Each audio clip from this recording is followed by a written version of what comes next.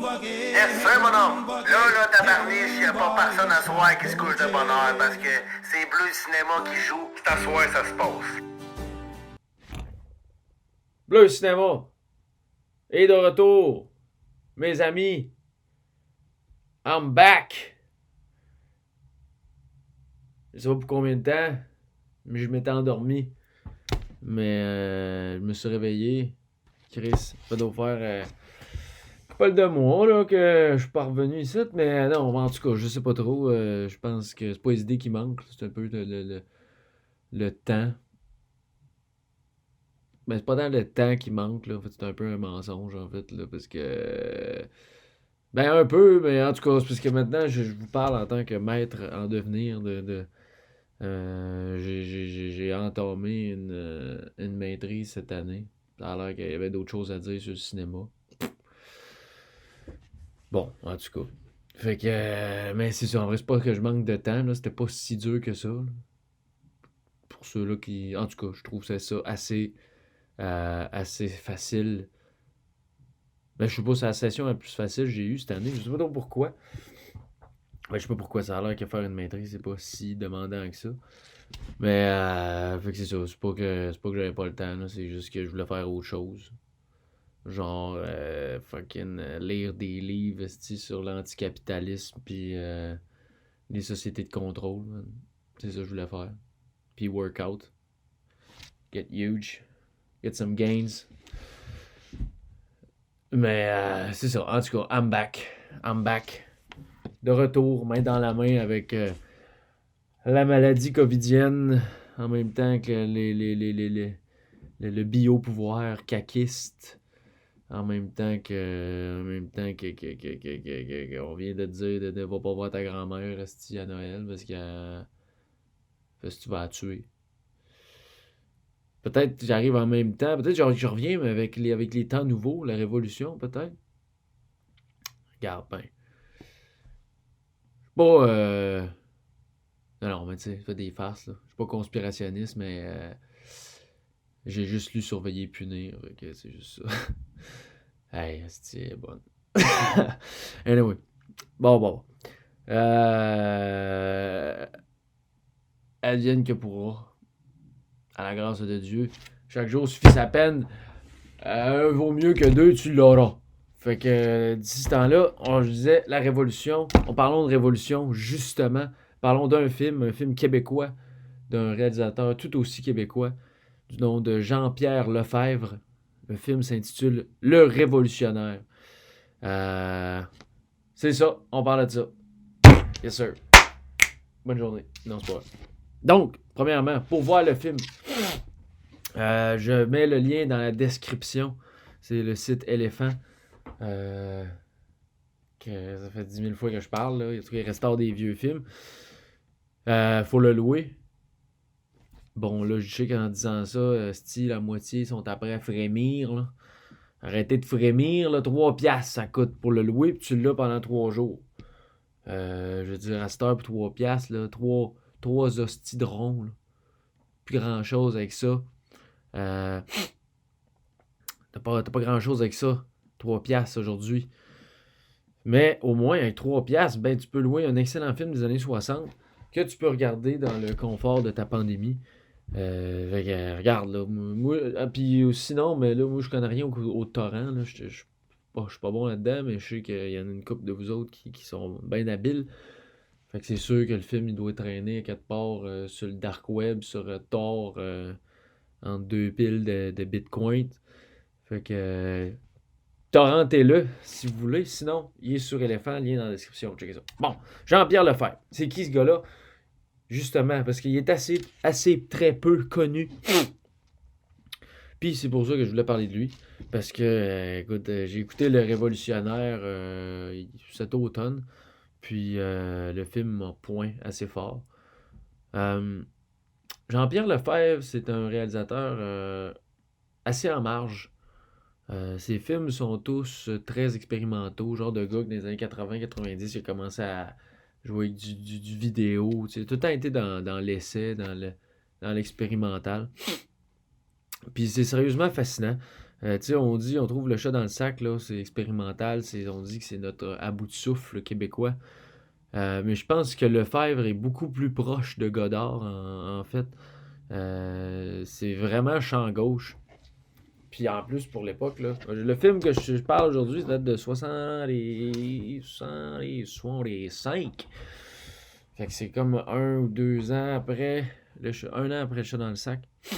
C'est vraiment contemporain, là.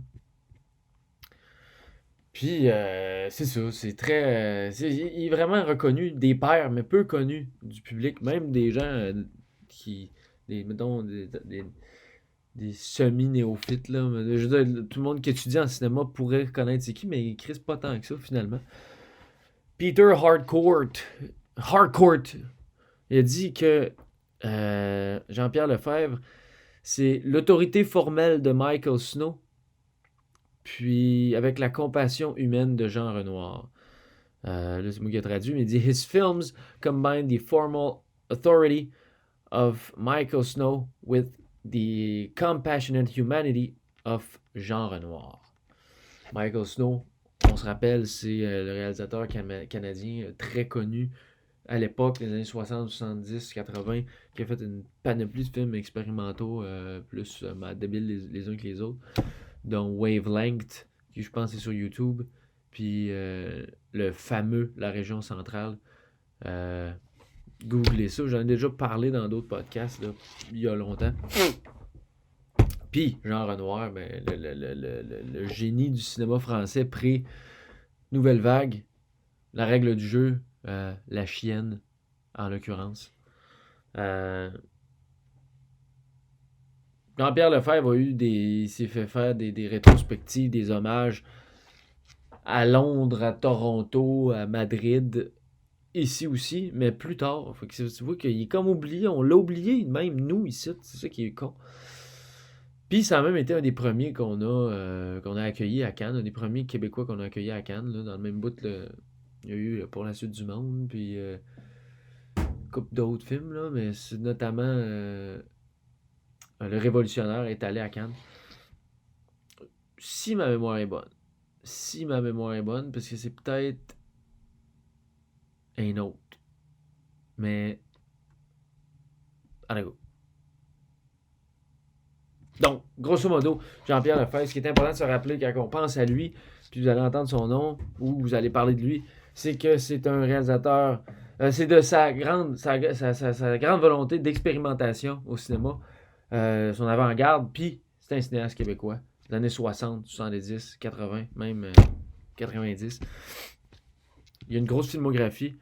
Mais là, on va parler de son premier long métrage qui s'appelle Le Révolutionnaire, un film de 1965, où on est en 65 au Québec, Révolution tranquille, les libéraux de Jean Lesage, l'équipe du tonnerre, le RIN qui est rentré, puis le FLQ. Ça résume bien les années 60 au Québec. Le Québec bouille, comme on le sait, tranquillement quand même, faut le préciser. C'est une période de changement, c'est la révolution. C'est ça qu'on crisse, la révolution tranquille. Bon, puis le film de Lefebvre, ben c'est ça. C'est une bande de révolutionnaires qui se retrouvent en campagne pour faire une sorte de camp d'entraînement militaire bien chambranlant qui se voit finalement être interrompu par la découverte d'une femme qui traînait dans une grange. Ça fuck le chien. Le chef de la gang tombe en amour avec. Bon, révolution, chie dans la pelle. Puis je vais pas trop. Je vais pas parler de la fin, je vais pas la raconter, mais bon, la révolution chie, on est capable de s'imaginer. Mais la fin est vraiment, vraiment. C'est d'un timing, là, d'une mise en scène parfaitement cynique. Rien de spectaculaire, mais c'est juste vraiment de la bonne mise en scène. C'est un film qui a été fait avec à peu près pas de budget. Là. Fait que c'est rien d'incroyable, mais c'est juste des bonnes idées de cinéma, puis de bien faire du cinéma de pauvre, puis sur une gosse, mais Chris, que ça fait de quoi de libre au final. Mais c'est ça l'histoire, à peu près. Puis, c'est ça, je disais cynique. C'est bien ça, ce film-là, Le Révolutionnaire. Un film cynique, satirique, ironique, euh, sarcastique. Mon Dieu, le gars exagère. Non, mais on pourrait se dire, en fait, bien vite en regardant ce film-là, que c'est par le titre aussi, que c'est éminemment un film de révolution, dans le genre des cinémas révolutionnaires sud-américains ou cubains, ou même certains films québécois là, qui sont très politiques, très engagés au niveau du nationalisme, surtout à l'époque. Mais en fait, le révolutionnaire, c'est pas tant ça. C'est beaucoup plus ironique dans sa démarche, beaucoup plus cynique, là, bon, comme je viens de dire. C'est pas un film avec un programme politique, vraiment. C'est. Lefebvre disait que c'est un film sur l'idée des révolutions et non sur l'acte des révolutions. Euh, les révolutionnaires dans le film. Tu sais, bon, on comprend les révolutionnaires s'en vont en campagne, là, c'est ce que les Felkis faisaient à l'époque pour aller s'entraîner. Le lien est direct, là, c'est comme si c'était des Felkis, là, tu sais. Mais on les parodie un peu, tu sais, parce que c'est ça, les révolutionnaires puis le chef, sont représentés de manière pas mal, très ridicule, vraiment insignifiante, là. Ils ont vraiment l'air cons. Puis même si au final ils sont défaits par le Canada, le Canada imaginaire dans un sens, là, parce que pas qui symbolise, mais ce qui représente le Canada dans le film à la fin est assez loufoque, mettons. En tout cas, tu sais, là-dedans, on pourrait y voir une critique du fédéralisme, mais ce serait trop flat, là. Tu sais, c'est pas vraiment ça, à mon idée, puis je pense pas que ce soit ça, là, non plus. Mais là, en tout cas, c'est pas un code à décoder, mais Chris, en tout cas, le film, c'est ça. Euh, Parce que c'est ça, en fait, tout le monde semble un peu con dans ce film-là. Il y a personne qui est vraiment, qui a vraiment songé, qui est vraiment profond, tu sais. Tout est, tout est, tout est d'apparence. Rien n'est groundé, pour vrai. Euh, Dans un article de Simon Galliero, il parle des constants assauts de Lefebvre contre la censure dans son discours ou même dans ses films. Tu sais, autant que ce soit contre l'idéologie dominante pléonasme, ou bien Hollywood ou la pub. Euh, il s'attaque aussi à la censure du cinéma politique, comme dans le sens qu'il pense pas que l'art devrait être réduit ou assujetti à un discours politique, quel qu'il soit. C'est pas ça. Pour lui, la censure est des deux côtés. Là, tu sais. Puis s'attaquer à ce côté-là de la censure, ben, ça va pas. C'est pas. C'est tannant. C'est vraiment tannant parce qu'au final, tu fais chier tout le monde. Tu sais.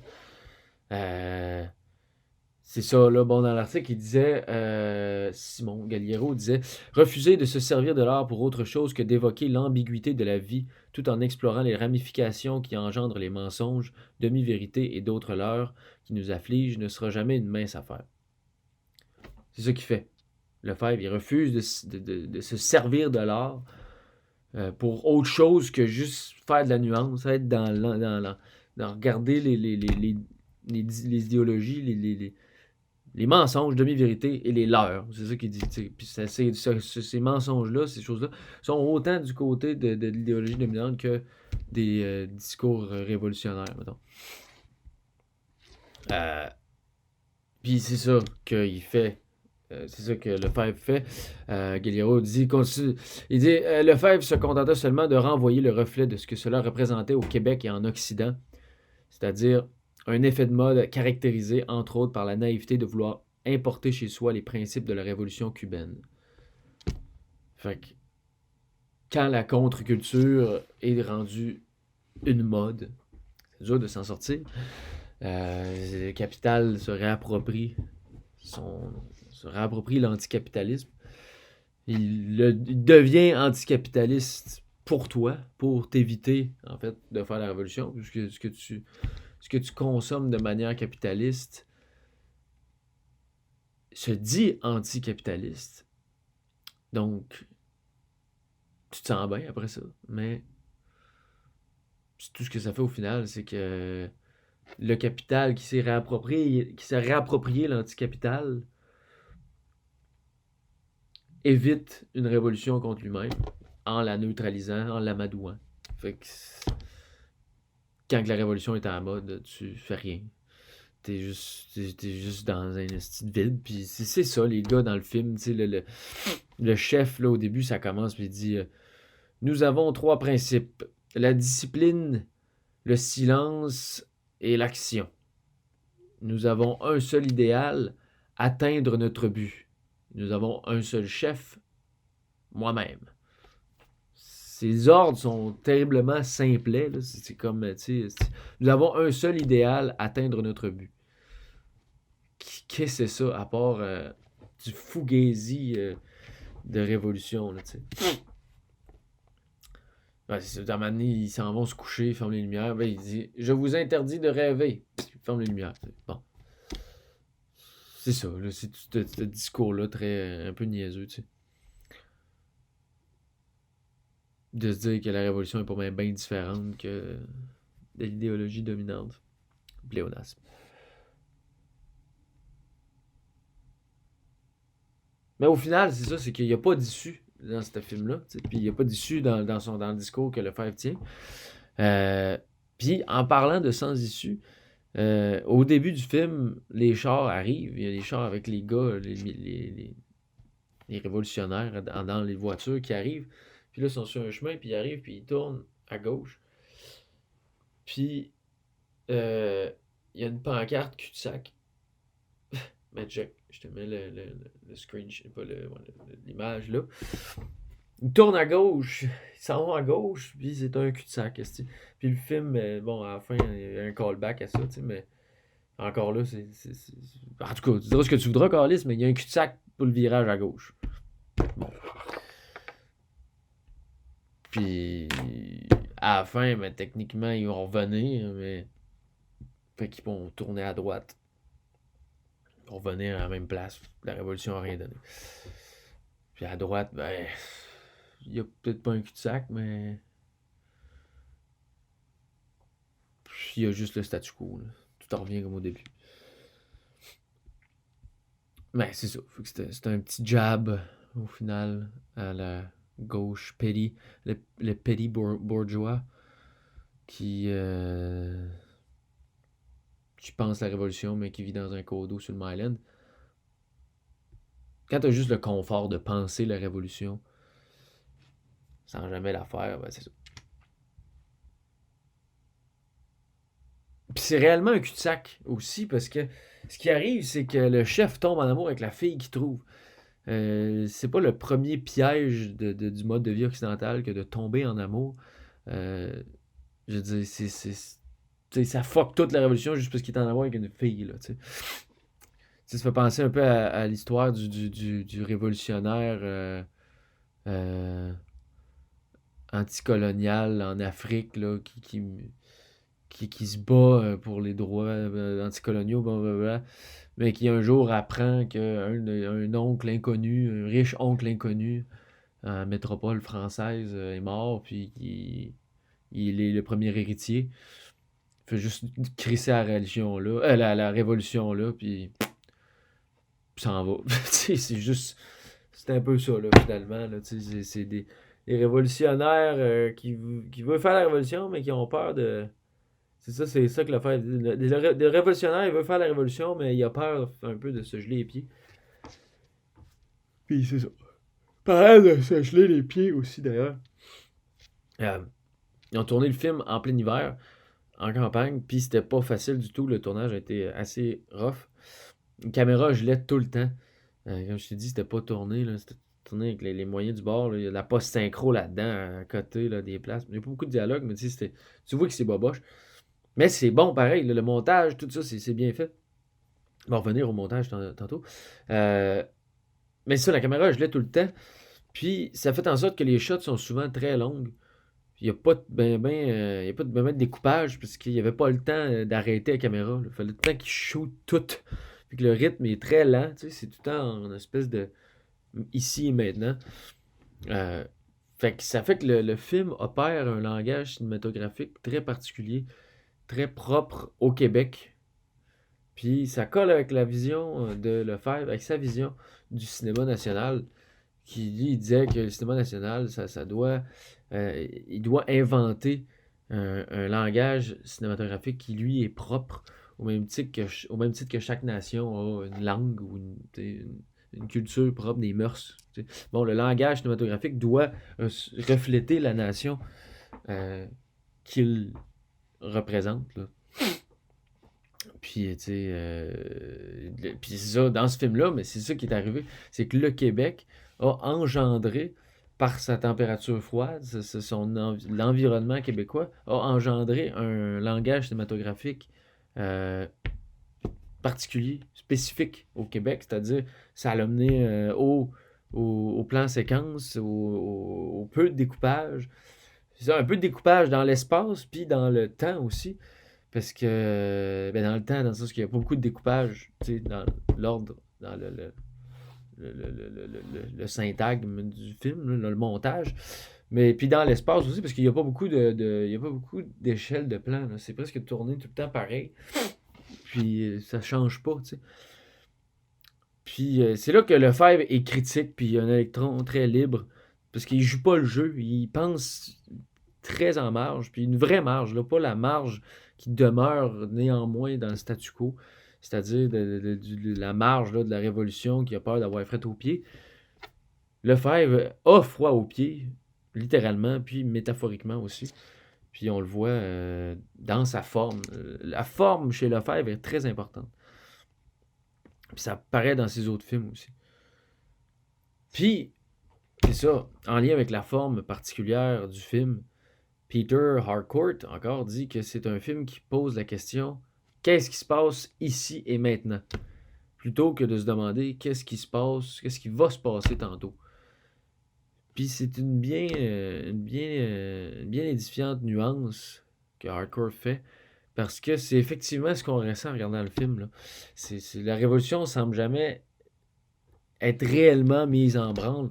On se pose des questions dans le film, on parle, on jase, on fait des affaires qui ont pas vraiment rapport. Les actions sont absurdes. On joue aux cartes. Les mondes ils disent des phrases, c'est tout le temps décousu un peu, ça fit pas. Tu sais.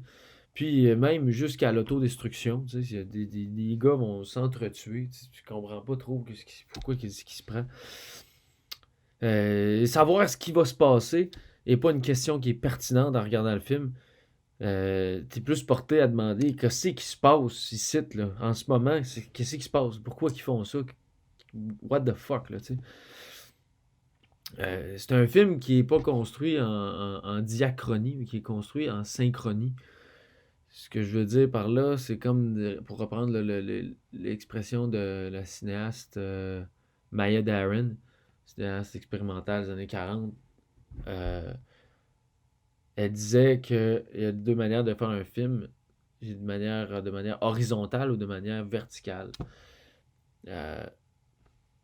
Dans le sens qu'un film construit à l'horizontale, c'est comme un film narratif classique avec un début, un milieu, une fin. Faire un film à la verticale, en synchronie, c'est faire un film qui est figé dans le temps où on s'en va, où on fait un forage, on creuse à le même endroit sans avancer dans un temps qui est suspendu, qui n'est pas en continu. Ça permet de travailler une poésie bien plus que un flux qui te pousse dans le cul, tu sais. Puis c'est ça, dans le révolutionnaire, on est en verticalité. Parce que c'est à peine s'il y a une évolution, tu sais. Fait que c'est ça, on déboulonne un temps fixe à défaut d'avancer vers un temps nouveau, vers une révolution. C'est pas mal ça. C'est au lieu de rendre évolué le temps, on reste dedans, tu sais, puis c'est sisyphien comme affaire, là, tu sais. Fait que c'est ça, le film Le Révolutionnaire, écoutez-le. Ça vaut la peine. Puis il y a d'autres films qui sont disponibles, cette fois-ci gratuits. Je vais pas parler d'eux autres parce que Le Révolutionnaire, c'est son premier, c'est plus iconique. Mais il y a 2 films de Lefebvre qui sont disponibles sur l'ONF. Écoutez-les, ils sont très bons. Dont un film qui s'appelle Mon ami Pierrette avec Raoul Duguay. Raoul Duguay, là, musicien, Lymphonie, des années 70. Un spécial, ça, là. C'est un spécial, c'est un particulier. Mon ami Pierrette, en tout cas. Regardez ça. Puis Jusqu'au cœur aussi, avec cette fois-ci Robert Charlebois. 2 films de 67. Fait que quelques années après, en couleur. Ben, Jusqu'au cœur, il mélange les deux. Mais. Puis écoute, d'abord, dans Mon ami Pierrette, là, notamment, là, il y a des shots longues, là, mais longues. Des affaires de 10 minutes, là, parce qu'il y a du monde qui parle, on dirait un podcast, là, tu sais. Donc, une scène où Raoul Duquet parle avec un vieux bonhomme de souveraineté, puis c'est vraiment. Tu te demandes à quel point c'est scripté, tu sais. Ça doit pas l'être, pantoute, en fait. Mais, en tout cas, c'est bien dommage aussi, là. Il y a juste 3 films, finalement, qu'on peut regarder de lui. Écoute, j'ai pas trouvé. Si vous en trouvez, faites-moi signe. Euh, c'est bien dommage, là, que même si c'est même pas disponible gratuitement, ou même wherever the fuck, là, parce qu'ils sont pas nulle part, je les ai pas trouvés. Il a fait des courts-métrages aussi avant, tu sais, puis je les ai pas, j'ai jamais trouvé. Mais, au moins, là, vous savez c'est qui Jean-Pierre Lefebvre. Vous allez savoir c'est quoi son film Le Révolutionnaire, qui est un film révolutionnaire, mais en même temps très cynique. Un film tout en nuances, un film qui fait chier tout le monde, un film qui se case à peu près nulle part, un film libre. C'est un film libre. Le Révolutionnaire de Jean-Pierre Lefebvre est un film libre. C'est ça, je pense, c'est la meilleure conclusion. C'est un film libre. À la prochaine!